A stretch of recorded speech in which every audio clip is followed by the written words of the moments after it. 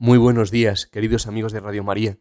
Continuamos esta mañana con nuestro programa dedicado a San Juan de Ávila, doctor de la Iglesia Universal.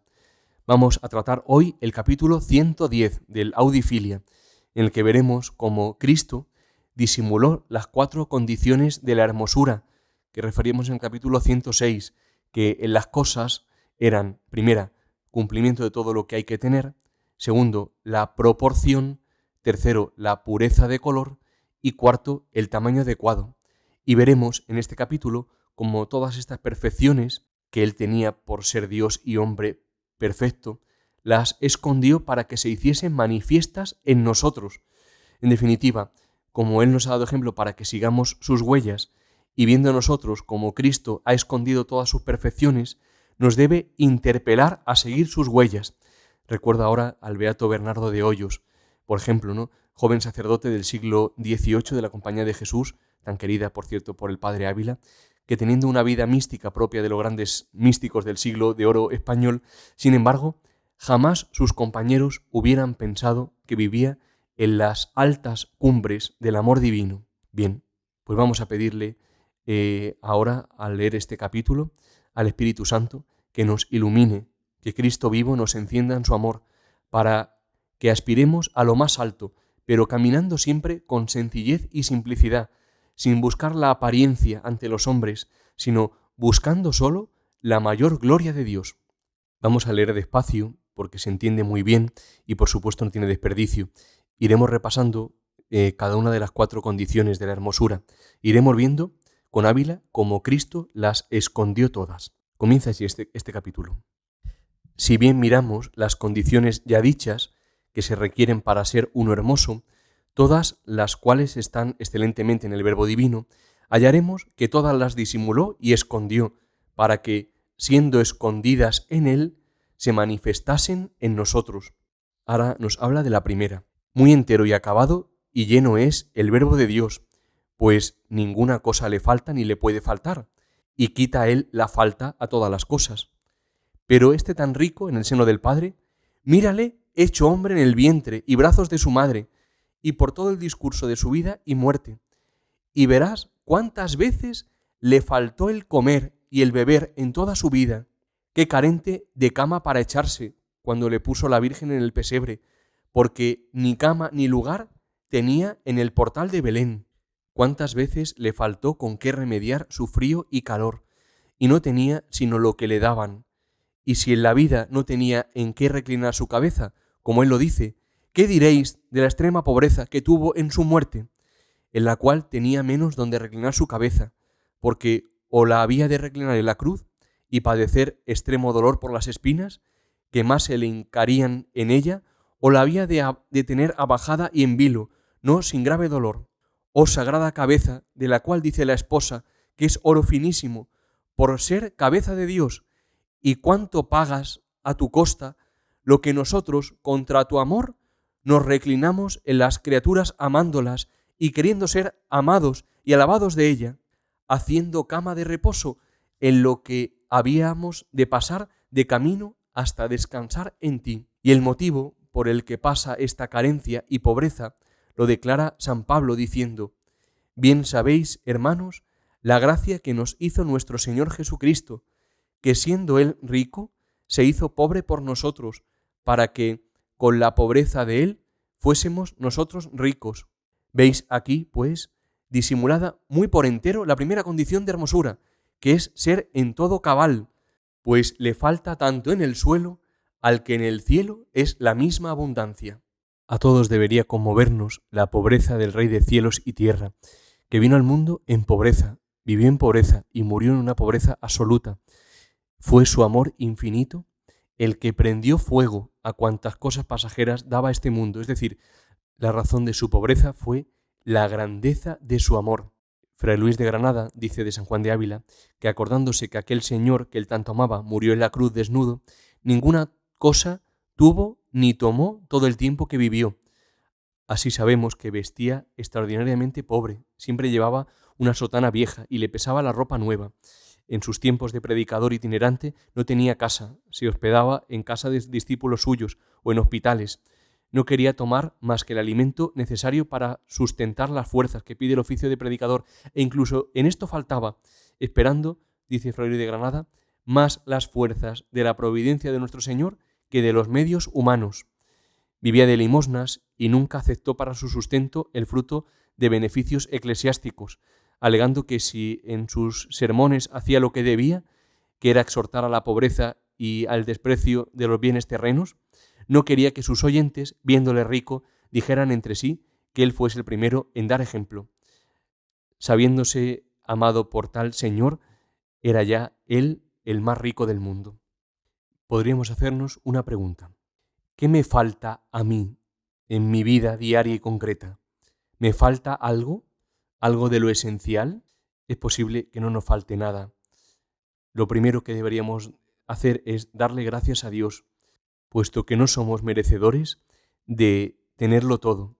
Pero lo segundo que habría que hacer sería preguntarse si no hay nada legítimo a lo que renuncie por amor a Cristo. ¿Renuncio a alguna comodidad por amor a Jesucristo? ¿A qué me lleva en mi vida el amor a Jesús? Por otro lado, puede ayudarnos mucho considerar la cabeza coronada de espinas de nuestro Señor Jesucristo, pues está pagando por nuestras ofensas, cuando en lugar de descansar en Dios, descansamos en el amor a las criaturas, queriendo ser amados y alabados por ellas. Dice Ávila que haciendo cama de reposo en lo que había de ser camino para descansar en Dios. Todas las cosas criadas deberían llevarnos a Dios, fin último. Sin embargo, a veces convertimos los medios en fines y nos aposentamos en las criaturas, es decir, nos hacemos dependientes afectivamente de ellas, es decir, me hago dependiente de que me quieran o no me quieran, de que me hablen o no me hablen, de que me miren o no me miren. Conmueve mucho lo que le ocurrió a San Rafael Arnaiz, este joven monje trapense burgalés del siglo XX, que murió con tan solo 27 años. Un día estaba algo triste por algunas circunstancias y escuchó como el Señor le decía: «Hermano Rafael, ¿qué más quieres? ¿Qué me pides? ¿Por qué suspiras y lloras? ¿No te amo yo? ¿Qué más quieres? ¿Qué me pides? ¿Por qué suspiras y lloras? ¿No te amo yo?». Es como si le dijera: ¿no te basta con mi amor? Si el amor de Dios lo es todo, si Él es la fuente de todo bien, de la bondad, del bien, de la belleza, ¿por qué buscamos agua limpia en los riachuelos, pudiendo acudir al manantial de donde mana? Digamos con San Juan de la Cruz: olvido de lo creado, memoria del Creador, atención al interior y estarse amando al amado. Olvido de lo creado, memoria del Creador, atención al interior y estarse amando al amado. Continuamos leyendo. Seguimos viendo cómo las condiciones de la hermosura han quedado ocultas en Cristo para manifestarse en nosotros. Dice así Ávila: pues si miráis a la otra condición del hermoso Verbo de Dios, como es perfectísima imagen del Padre, igual a Él y proporcionado con Él, hallaréis que, no menos que la primera, la disimula en la tierra. Decidme, ¿qué es el Padre sino fortaleza, saber, honra, hermosura, bondad y gozo con otros bienes semejantes, que todos ellos son un bien infinito? Pues poned de una parte este admirable modelo, glorioso en sí y adorado por ángeles, y acordaos de aquel pasaje que había de pasar y traspasar a lo más dentro de nuestras almas, de cuando la hermosa imagen del Padre, Jesucristo nuestro Señor, fue sacado de la audiencia de Pilato, cruelmente azotado y vestido con una ropa colorada, y con corona de escarnio en los ojos de los que le veían, y de agudo dolor en el cerebro de quien la tenía, las manos atadas y con una caña en ellas, los ojos llenos de lágrimas que de ellos salían, y de sangre que venía de la cabeza, las mejillas amarillas y descoloridas, y llenas de sangre, y afeadas con las salivas que habían echado en su faz. Y con este dolor y deshonra fue sacado a ser visto por todo el pueblo, diciendo: mirad al hombre. Y esto para que a él le creciese vergüenza de ser visto por ellos, y ellos tuviesen compasión de él, viéndolo tal, y dejasen de perseguir a quien tanto veían padecer. Pero, oh, con qué malos ojos miraron las penas de quien más se penaba por la perdición de ellos que por sus propios dolores, pues en lugar de apagar el fuego de su rabiosa malquerencia con el agua de sus deshonras, les ardió más y más, como fuego de alquitrán que arde en el agua, y no escucharon la palabra a ellos dicha por Pilato. Mirad al hombre, pero no queriendo verle allí, dicen que lo quieren ver en la cruz. Cabría preguntarse, ¿miro yo a Jesús? O mejor dicho, ¿quiero mirarle así? Cruelmente azotado, vestido con ropa de escarnio y mofa, maniatado, con los ojos llenos de lágrimas y sangre, abofeteado, o por el contrario, aparto la cara y no quiero mirarle, sabiendo que más amó que padeció, es decir, más miraba nuestro remedio que su dolor, más se apenaba por nuestra perdición que por sus propios dolores. En este tiempo en el que nos encontramos, deberíamos dejar espacio de silencio y oración para mirar lo que padeció por mí, lo que padeció por mi amor. Por eso, a continuación, escribirá Ávila en este capítulo: alma redimida por los dolores de Cristo, escucha tú y escuchemos todos estas palabras. ¿Veis ahí el hombre o mirad el hombre? Para que no seamos ajenos de la redención de Jesucristo, no sabiendo mirar y agradecer sus dolores. Cuando quieren sacar alguna cosa para ser vista, suelen ataviarla lo mejor que pueden, para que enamore a los que la ven, y cuando quieren sacar otra para que sea temida, la rodean de armas y de cuantas cosas pueden, para que hagan temblar a los que la vean, y cuando quieren sacar alguna imagen para hacer llorar, la visten de luto y le ponen todo lo que incita a tristeza. Pues decidme, ¿qué fue el intento de Pilato en sacar a Cristo a ser visto por el pueblo? No ciertamente para ser amado ni temido, y por eso no lo hermoseó ni rodeó de armas y caballeros, sino que lo sacó para aplacar los corazones crueles de los judíos con la vista del Redentor. Y esto no por amor, que bien sabía Pilato que entrañablemente le aborrecían, sino que los quería aplacar a fuerza de sus grandes tormentos y a propia costa de su delicado cuerpo. Y por esto atavió Pilato tan ataviado a Cristo de tales y tantos tormentos que pudiesen obrar compasión en los corazones de los que lo viesen, y aunque le quisiesen muy mal. Y, por tanto, es de creer que lo sacó lo más afligido y abatido y deshonrado que él pudo, afanándose en afearle, como se afanan en una novia para ataviarla, para que por esta vía aplacase la ira de los que lo odiaban, pues no podía por otras que había intentado. Pues dime, si salió Cristo de tal modo que bastaba para apagar el fuego de la malquerencia en los corazones de los que le aborrecían, ¿cuánta razón es que su vista y salida encienda fuego de amor en los corazones de quien lo conoce por Dios y le confiesa por Redentor? Si tan solo mirásemos a Jesucristo ante el pueblo de tal modo deshonrado, siendo Dios todopoderoso y eterno, que por amor a nosotros se hizo hombre para hacernos partícipes de su divinidad, si tan solo lo mirásemos, sería suficiente para que se encendiese el fuego del amor de Dios en nosotros y no quisiéramos ofenderle, no quisiéramos ser partícipes de tal escarnio que siendo inocente por nuestros pecados padeció.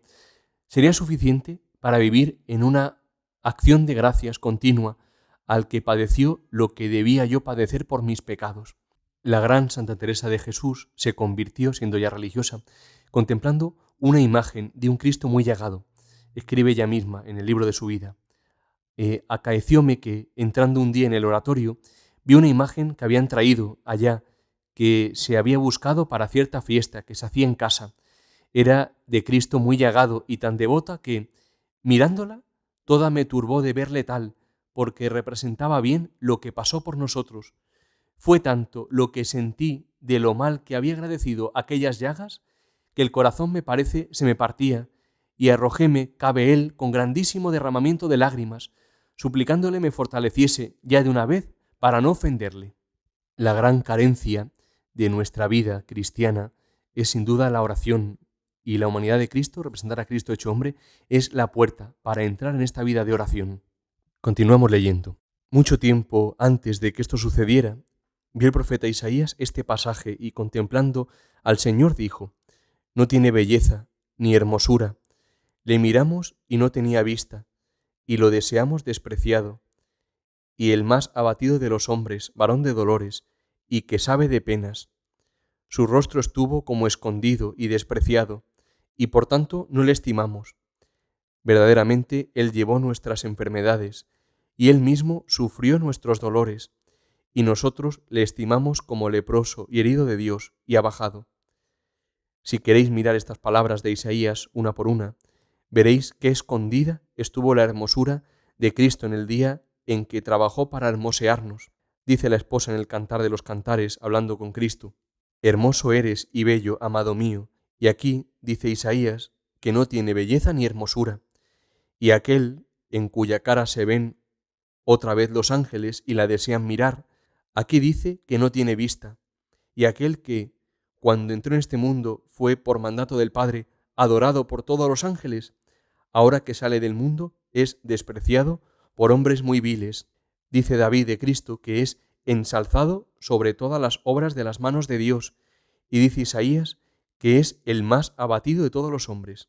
Y si esto fuera, comparándolo con los que eran buenos, no sería tanto el desprecio. Pero ¿qué diréis que, siendo cotejado con Barrabás, matador y alborotador y ladrón, les parece mejor que Cristo, que es dador de la vida, hacedor de las paces del Padre y del mundo, y que está tan lejos de tomar lo ajeno que, como dice David, pagó lo que no tomó? La hermosura que trabajaba para hermosearnos se queda sin ninguna belleza. Así son las obras de Dios, pasan inadvertidas a los ojos del mundo. Leí una vez un comentario de un santo jesuita sobre la pasión de Cristo y advertía a este sacerdote que una vez que Cristo fue clavado en la cruz y pasó el tiempo antes de su muerte, quizás muchos se aburrieron de lo que estaba ocurriendo y por eso se quedaron solo la Virgen, San Juan y algunas mujeres más. Les estaba aburriendo el acontecimiento más grande de la historia de la humanidad. Y decía este jesuita que igual a muchos les aburre la misa por no comprender lo que en el Calvario y en el altar, que es el mismo Calvario, está sucediendo. Bien, Dios siempre obra desde la simplicidad, desde la sencillez, desde la aparente pobreza. Es necesario que el grano de trigo caiga en tierra y muera para dar fruto, o el grano de mostaza, con que es comparado el reino de los cielos, que siendo la más pequeña de todas las semillas, crece hasta hacerse un árbol grande. Esta es la dinámica divina. Es verdad que como va tan en contra de lo que el mundo ama y abraza, que son los honores, la gloria humana, los éxitos, a veces no queremos entrar en ella y buscamos lo que el mundo busca, pero no olvidemos que el éxito no es un nombre de Dios. Terminamos este capítulo. Dice así ahora Ávila: Cristo no tenía por qué tener dolor, pues la causa de él es el pecado que ocupó en el mundo. Pero le llama aquí Isaías varón de dolores, que quiere decir muy abundante de dolores, porque aunque no supo por experiencia de malos deleites, es varón que sabe de muy recias penas, porque las experimentó, y en tanta abundancia que dice él por boca de David: muy llena de penas está mi alma. Cristo se llama luz, porque con sus admirables palabras y obras alegraba y sacaba de tinieblas al mundo. Pero esta luz, dice Isaías, que tuvo su gesto como escondido, porque si solamente es mirado con ojos del cuerpo, no sé quién le pudiera conocer por el rostro, por mucho que antes lo hubiera tratado, lo cual no es mucho de maravillar, porque aunque la Virgen, para siempre bendita, y en aquel día la más lastimada de las mujeres, lo parió y envolvió, y se remiraba en su cara como en un espejo luciente.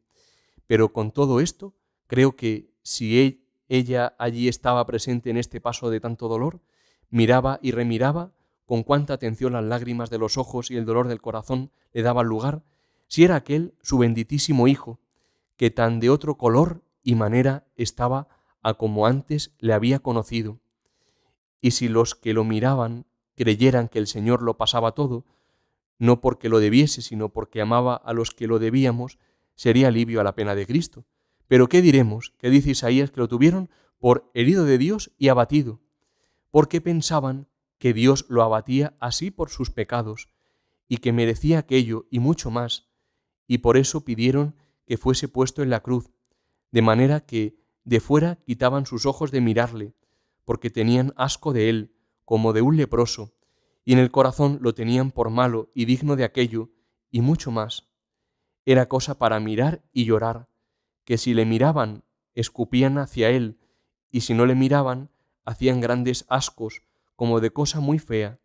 Lo que de él hablaban eran injurias, que lastimaban tanto como los dolores, y con todo decían que no tenía lo que merecía, sino que lo pusiesen en cruz. Una muy breve alusión a lo dicho por Ávila. ¿Y yo? ¿Por qué o por quién quiero ser tenido? Habitualmente deseamos y queremos ser tenidos por buenos, por inocentes, ser muy estimados de los demás, que tengan consideración de nosotros, y al mínimo malentendido que pueda haber hacia nuestra persona, nos inquietamos y nos justificamos, queriendo dejar muy clara nuestra inocencia. Bien, pues que todos estos afanes de nuestra alma se vean aliviados contemplando a Cristo, no solo tenido por nadie en lo de fuera, sino encima, siendo el Hijo de Dios, tenido por un blasfemo, por un pecador. Bien, amigos, pues nos despedimos hasta el próximo programa, si Dios quiere. Si quieren volver a escucharlo, pueden hacerlo, como siempre, en la sección podcast de www.radiomaria.es, y pueden, como siempre, hacer cualquier indicación al Padre Fernando o a un servidor en el correo electrónico sanjuandeavila@radiomaria.es. Pues que San Juan de Ávila interceda por nosotros ante el Señor, y que por nuestra parte busquemos siempre el reino de Dios y su justicia, sabiendo que todo lo demás se nos dará por añadidura. Buenos días, queridos amigos, y que Dios os bendiga.